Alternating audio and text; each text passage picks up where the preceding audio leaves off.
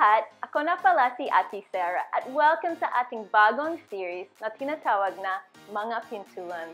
Masaya kami na makasama kayo sa buong series na matutunan natin ang tungkol sa pagpili at kung paano makaka-epekto ang pagpili natin sa ating mga buhay. Ang mga pintuan na makikita ninyo sa series ay magrepresenta sa ating pagpili. Ilan sa mga pagpili na iyon ay patungo sa maling pagpili, habang ang iba naman ay patungo sa tamang pagpili. Pwede mo bang piliin na tumayo at kumanta para kay Jesus? Kaya tayo na tumayo, sumayaw at kumanta para sa Diyos.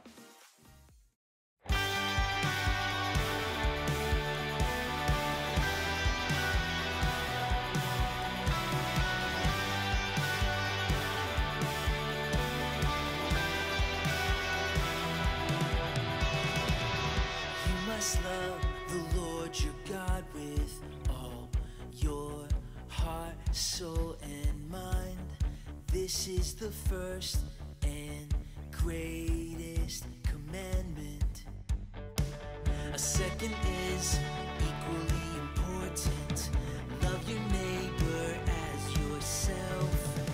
The entire law is based on these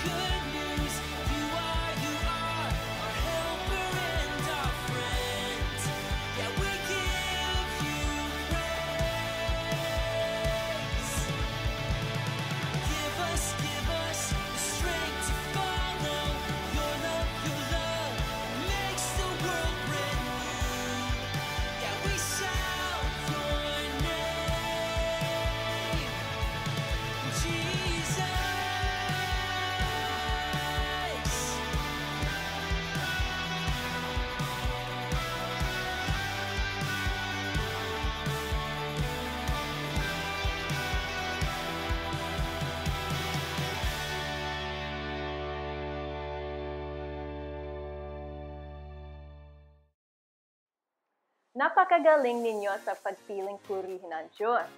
Ngayon naman, panoorin natin ang kwento sa Biblia na matutunan natin kung paano ba tayo mag-decision na gawin ang tamang pagpili. Tara, panoorin natin! Istorya sa Biblia. Si Sakeo. Siya si Sakeo, na isang maniningil ng buwis at siya ay sobrang mayaman. Ang mga maniningil ng buwis ay kinakaayawan. Maraming taong tingin sa kanila ay sinungaling at mandaraya. Boo! Ha ha ha ha! Si Sakeo ay naninirahan sa Jericho.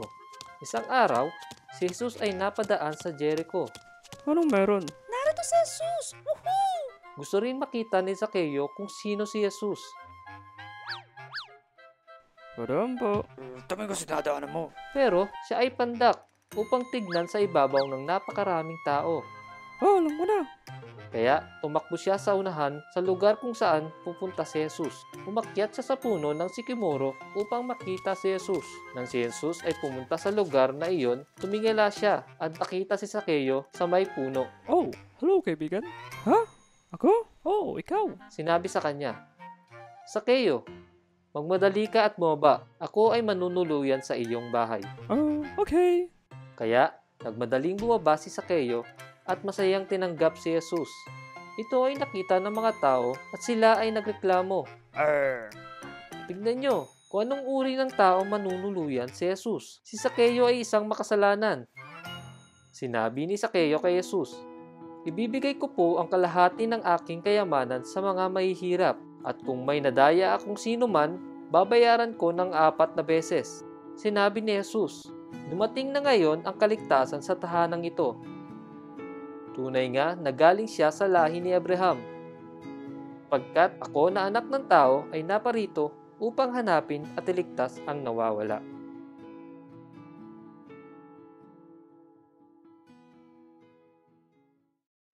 Napakagandang kwento yun. Tinutulungan tayong matutunan ang tungkol sa tamang pagpili at kung gaano kahalaga ang bawat pagpili natin sa ating mga buhay. Sinabi ng Biblia sa atin na kung magtitiwala tayo sa Diyos, ipapakita niya kung anong tamang pintuan ang makakatulong sa atin para mas maunawaan pa ninyo. Kantahin natin ang ating Bible verse na mula sa Proverbs 3:5-6. Trust in the Lord with all your heart and do not depend on your own understanding.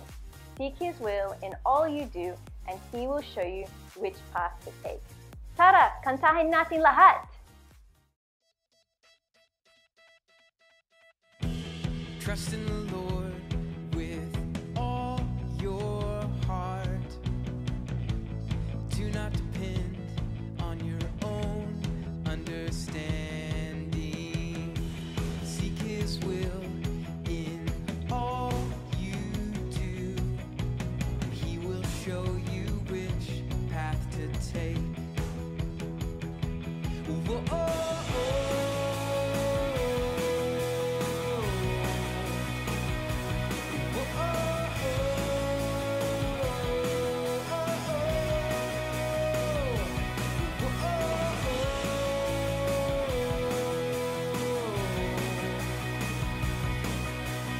Proverbs 3:5-6.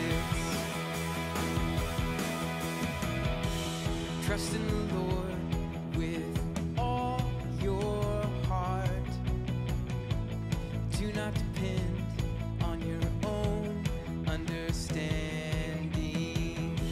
Seek His will in all you do, and He will show you which path to take.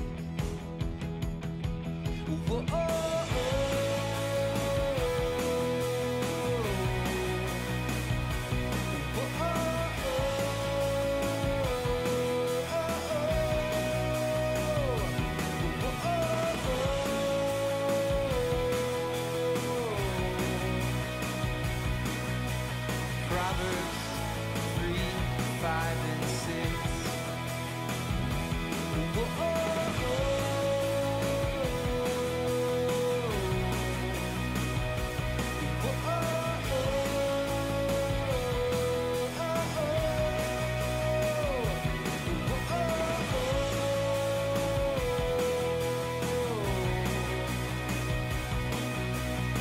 Proverbs 3, 5, and 6.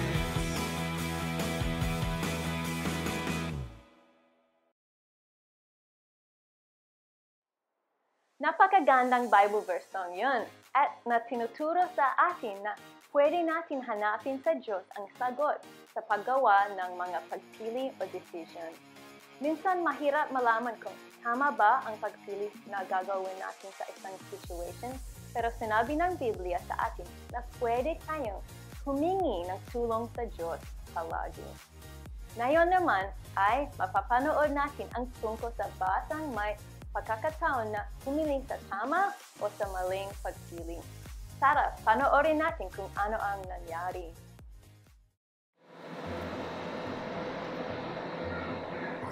Hello guys! Dahil ang pinag-uusapan natin ay tungkol sa pagpili, sinusubukan kong alamin at isulat ang lahat ng mga desisyon na ginawa natin kahapon at ngayon. At nilagay ko ito sa sticky notes. Sasabihin ko sa inyo ang totoo, ilan sa mga pinili ko dito ay magaganda. Pero mas marami sa pinili ko dito ay hindi ganoon kaganda.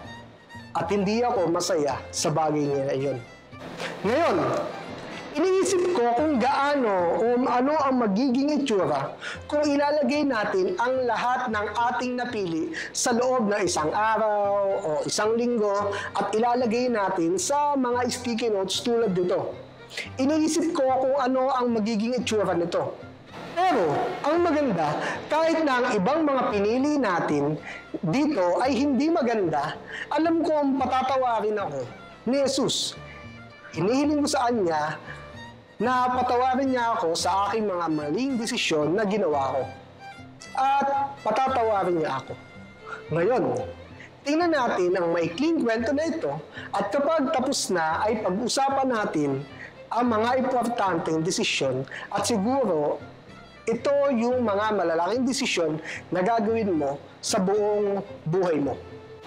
Panoorin natin ito.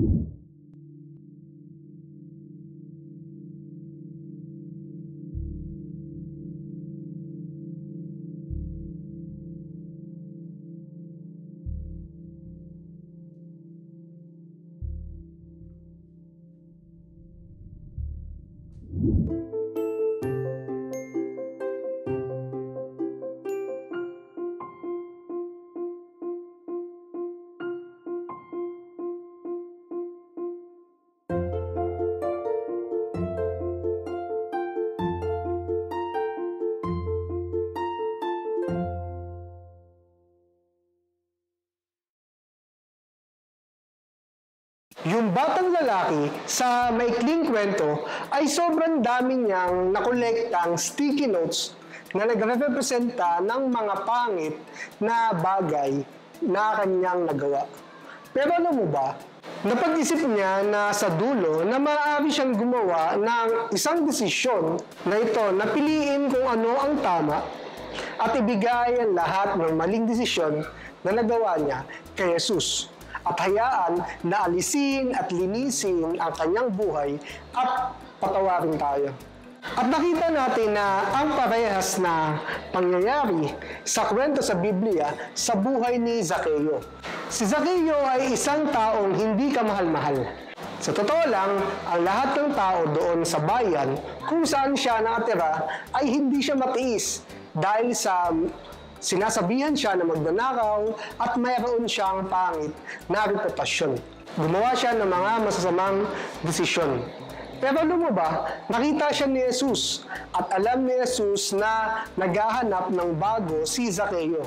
Kaya sinabi ni Jesus sa kanya na gusto kong pumunta sa iyong bahay ngayong araw. At sa oras na iyon ay gumawa ng isang desisyon na si Jesus ang maging Panginoon ng kanyang buhay, kaya nagbago ang ikot ng buhay niya. At alam mo ba na maaari kang gumawa ng desisyon? Itong dalawang regalo na ito ay parehas ang itsura at nagre-representa sa ating buhay. Pero may sobra silang pagkakaiba sa isa't isa. Itong nasa kanan, nagre-representa ng taong gumagawa ng desisyon na sa pintuan ng kawalan. Ayaw niya na magkaroon ng relasyon kay Jesus at hindi nila iniisip na ito ang mahalaga at ayaw nilang kilalanin si Jesus. Kaya mukhang okay naman sa panlabas, pero sa loob nito, walang laman. At hindi ganito ang disenyo para sa atin para mabuhay. Hindi tayo dinisenyo ng Diyos para tayo ay mag-isa at maging malungkot. At hindi tayo dinisenyo ng Diyos na ganun. At alam niyo ba na sinabi ko sa inyo dati na ngayong araw na ito ay maaari kayong gumawa ng isa sa pinakamagandang desisyon na gagawin mo sa buong buhay mo. At seryoso ako doon. At ang pagpili na iyon ay ito. Ito ay isang regalo na nagre-representa sa isang tao na pinili ang pintuan na magkaroon ng relasyon kay Jesus. At sa regalong ito ay may mga bagay na tulad ng love, pag-ibig, joy, kagalakan, peace, kapayapaan, patience, pagtitiis, kindness, kabutihan, goodness, kagandahang loob, faithfulness, katapatan, gentleness, kahinahunan, at self-control, pagpipigil sa sarili. Itong mga bagay na ito ay lalabas kapag kinilala mo si Jesus at gumawa ka ng desisyon na maging Panginoon ng iyong buhay at sabihin kay Jesus na gusto kong isuko ang aking buhay sa iyo. At kapag ginawa mo iyan, pupunuin ni Jesus ang buhay mo ng lahat ng mga bagay na ito. At hindi mo kayang makuha kahit saan man. Walang kahit na sino man ang kayang magbigay nito sa iyo. Pera, hindi yan kaya ibigay sa iyo. Kasikatan, hindi rin ito magbibigay sa iyo. Si Jesus lamang ang kayang magbigay ng mga bagay na iyon. At ang mga bagay na iyon ay mahalaga.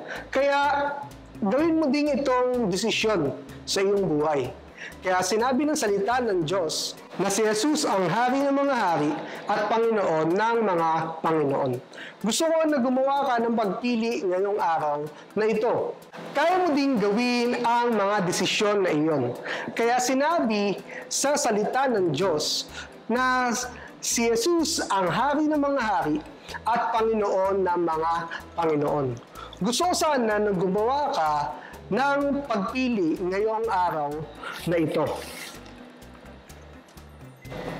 Kung titingnan mo ang mga barahang ito, napakasimple lang at hindi ganoon karami ang pagpipilian, tama? Kaya kung sasabihin mo sa iyo na piliin mo ang hari,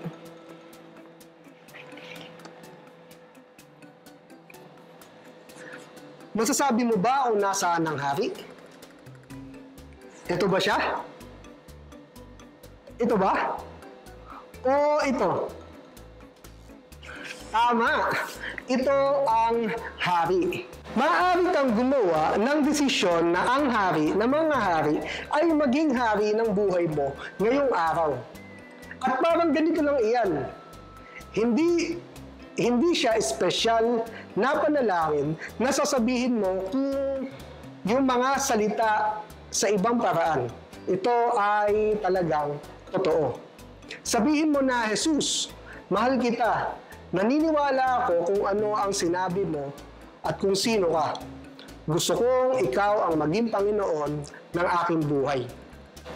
At isuko ko ang aking buhay sa iyo.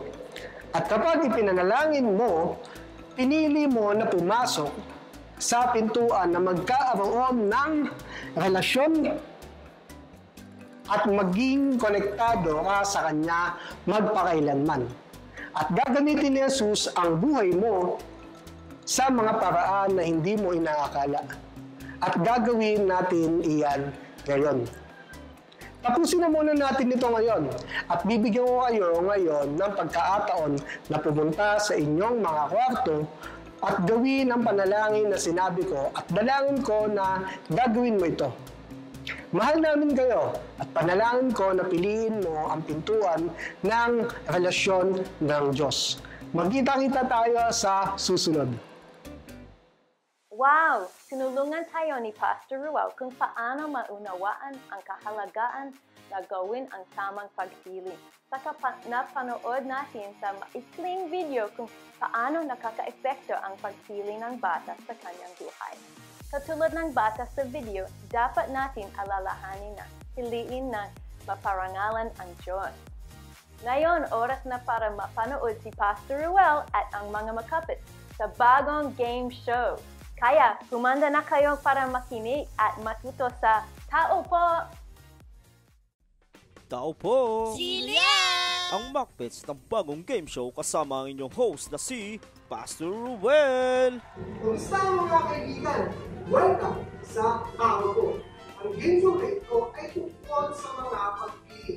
At sa araw na ito ay may dalawa tayong grupo ng Macbets na magtutugaling para may pagkakataon na mapaglaro sa Tao Po at mapagpili ng grand prize.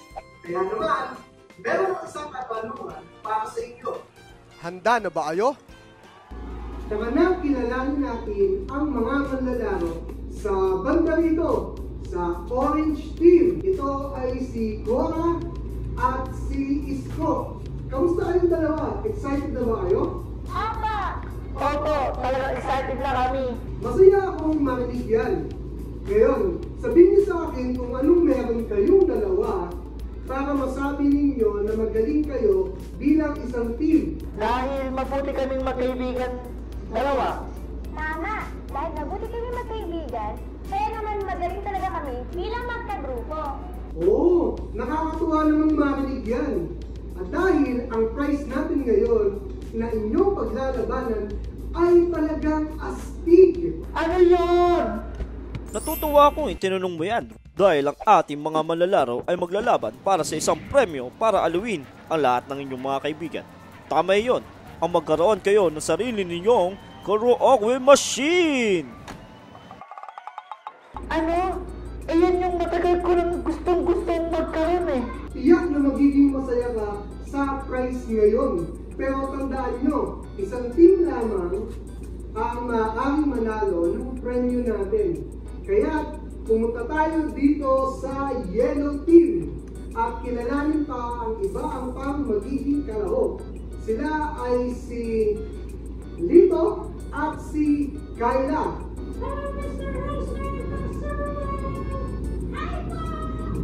Okay, sabihin niyo sa akin ngayon kung kayo ang mananalo ng astig na karaoke machine, ano ang inyong kanta na kakantahin?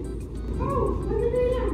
Ako, ang kakantay ko ay ang sinulat kong kanta na may pamagat na ang tuyo na masarap sa umaga. Anong klaseng kanta yan? Parang walang saysay yung pamagat? Okay. Kaya magpatuloy na tayo sa ating games. Oras na para maglaro ng Piliin ang Letra. Mayroong ipapakitang bagay sa magkabilang team. Ang unang team na makakatukoy kung ano ang bagay na iyon at kung anong letter ang kasama nito ay makakakuha ng 1 puntos. Ang makakakuha ng 3 puntos na team ang siyang makakapaglaro sa tao po.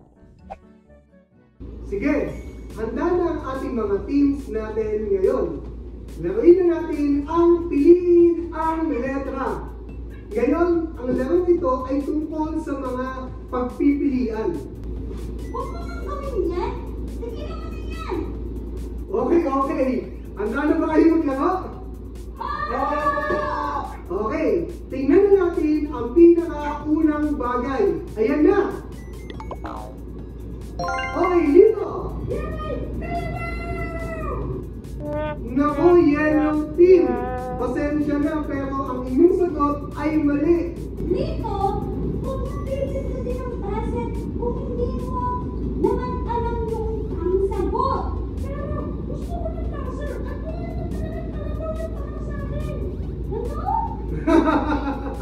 Okay, Orange Team. Meron kayong pagkakataon na mahulaan ang tamang sagot. Isa po iyang bola. Tama! Isa lang! Bola! Magaling, Cora! Ngayon, ang unang letra ng salita na mayroong spelling na bola ay... Ano sa tingin mo? Letrang M? Paano kung letrang B? Tama. Sige, letrang B. Letter B? Tama! Iyon ay letter B. Magaling, Isko! 1 puntos para sa Orange Team. Ngayon, ay tingnan natin ang susunod nating bagay. Okay, Yellow Team! Naku, Lito, pasensya na. Pero mali na naman ang sagot mo. Alam mo ba talaga yung itsura ng isang agila? Oo naman, isang nag-uman ng cookie. Okay, Orange Team! Isa po yung tasa. Tama! Isa yung tasa! Ngayon, ano ang unang letra sa salita na mayroon sa salitang tasa? Oo, sa tingin ko, letrang B yan. Tama ka! Isa yung tasa, magaling ka. Kaya naman, ang 2 puntos ay meron na ang Orange Team. Ngayon, Orange Team, 1 puntos na lang ang kulang ninyo para kayo na ang mananalo. Kaya naman, tingnan natin ang susunod na bagay. Okay, Yellow Team! Ay, naman tayo. Isa yung pasta, bebek at chocolate. Alam mo, Lito, masaya ako na sinusubukan mong sumagot. Kaya alam, mali yung sagot mo eh. Pero ang mahalaga, sinusubukan mo. Isa yung mangga. Tama! Isa yung mangga. Ngayon, Orange Team, kayo ang para kayo ang manalo. Ano ang unang letra sa salitang mangga? Pag-isipan natin mabuti.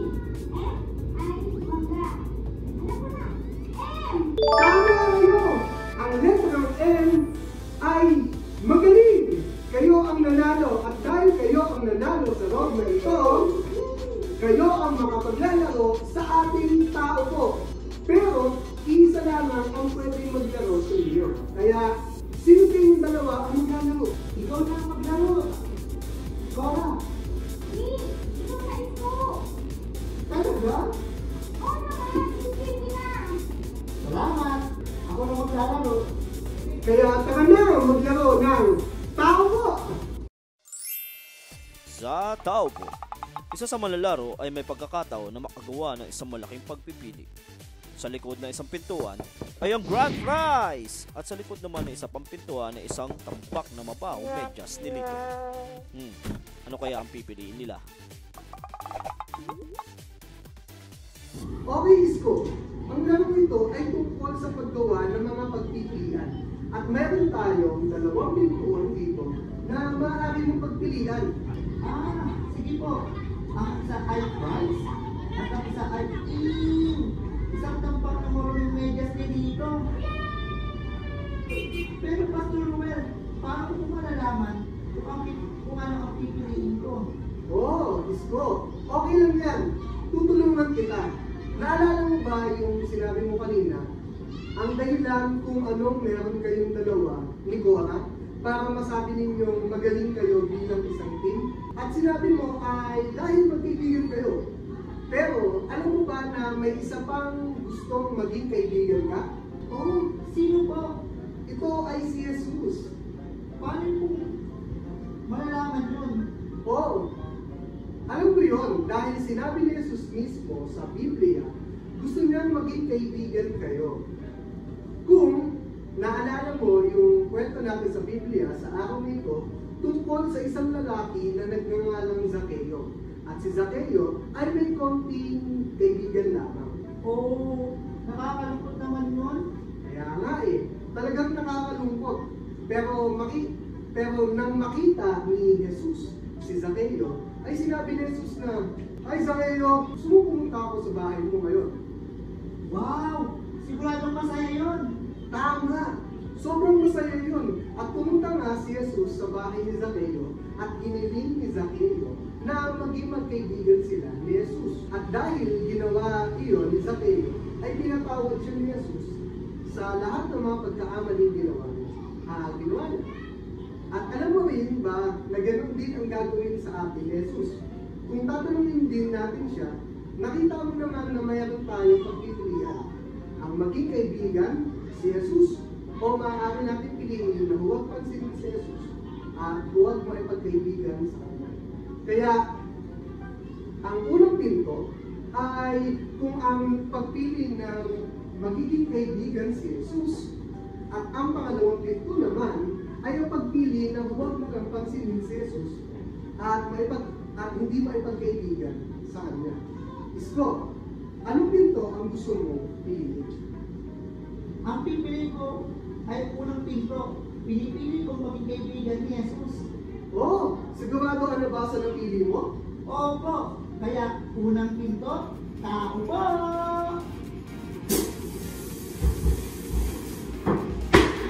Wow! Congratulations! Isko! Nanalo ka ng karaoke! Yes! Ano ba kung ano gagawin niya sa Pastor Ruel? Ano ba gagawin dyan? Kakanta ako para kay Jesus. Napakagaling niyan, Isko! Masaya ako para sa iyo. Tandaan nyo na pwede ninyo piliin na maging kaibigan si Jesus. At gusto niyang makilala pa niya siya ng mabuti. Mahal na mahal ka niya ng sobra. Dito, gusto mo bang kumanta din? Ay, nako. Alis na nga ako. At hanggang dito na lang kami at inaasahan namin na kayo ay makasama pa rin hanggang sa susunod na linggo ng tao ko, Yan! ang pinaka-the best game show ng Macfest!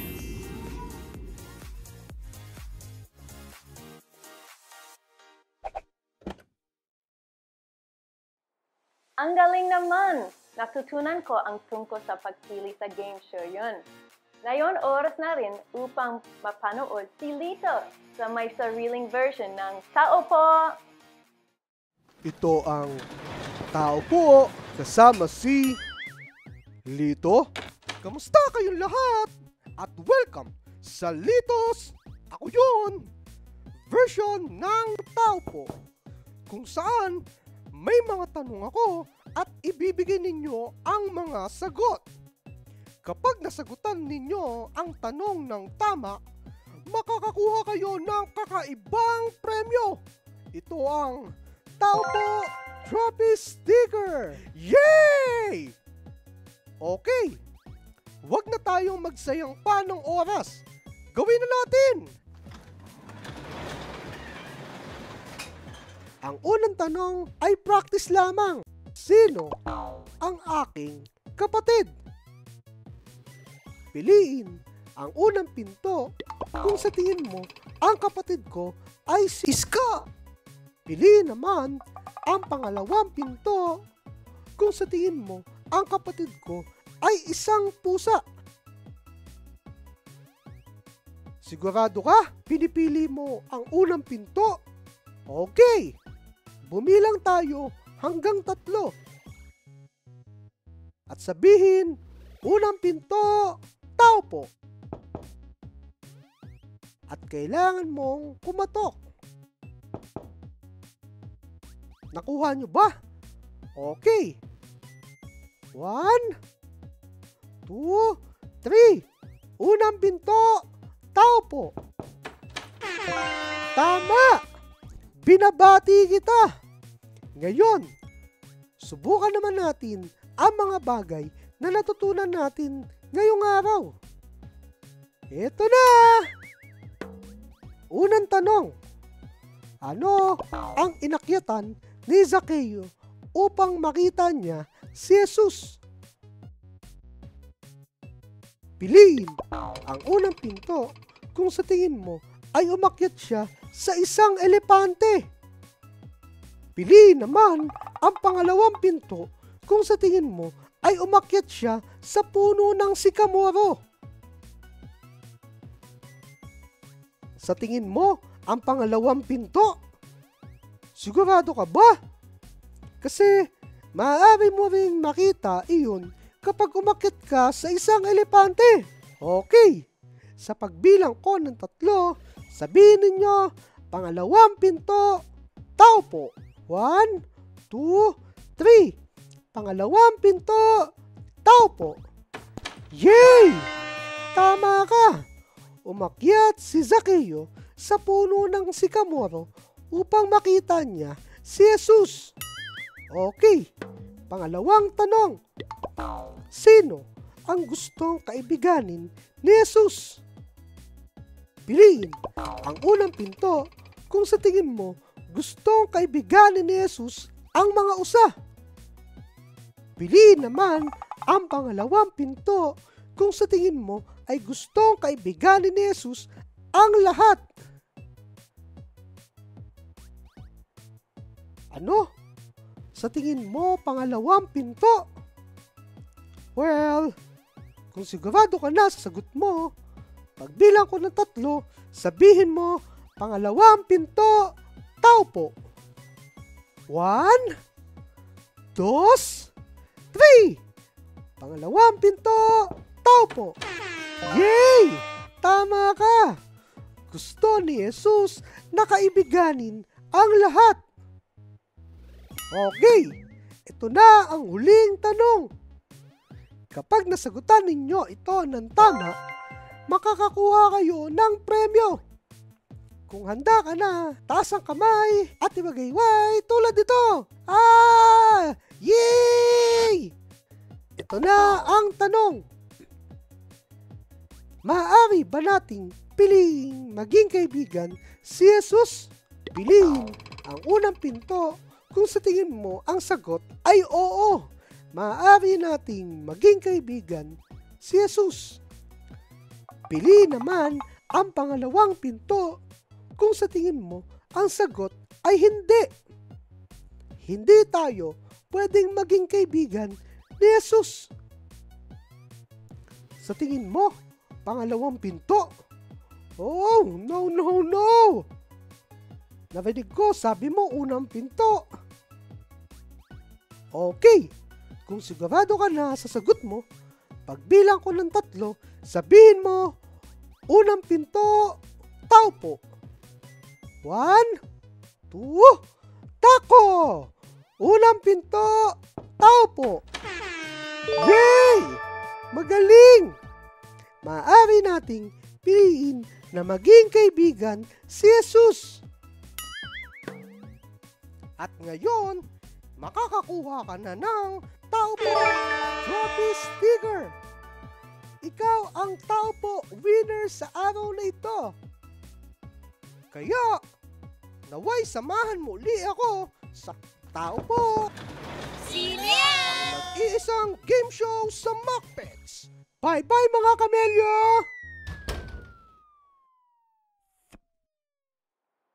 Natutunan ninyo ang tungkol sa paggawa ng tamang pagpili ngayon buong isang linggo. Natutunan ko rin na pwede tayo humingi ng tulong sa Diyos palagi na gumawa ng tamang pagpili at makakatulong din ang Biblia. Kahit na nakakagawa din tayo ng mali pagpili, ang Diyos ay mahal ka pa rin. Hindi nagbabago ang pagmamahal niya sa atin. Palagi ka pa rin niyang tutulungan na gumawa ng tamang pagpili o decision sa susunod. The best talaga siya at mahal ka niya at syempre kami rin. Makita ulit tayo sa susunod. Paalam!